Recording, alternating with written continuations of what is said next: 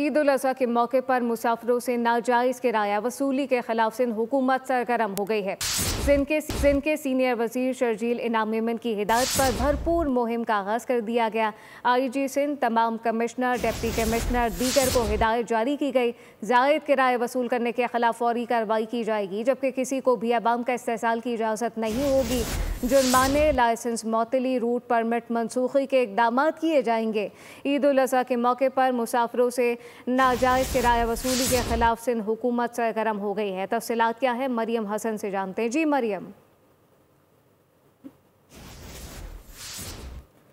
मरियम आगाह कीजिएगा। ईद उल अज़हा के मौके पर मुसाफिरों से नाजायज़ किराया वसूली के खिलाफ सिंध हुकूमत अब सरगर्म हो गई है। सिंध के सीनियर वजीर शर्जील मेमन की हिदायत पर भरपूर मुहिम का आगाज़ कर दिया गया। सब्सक्राइब करें और बेल दबाएं ताकि कोई खबर रह न जाए।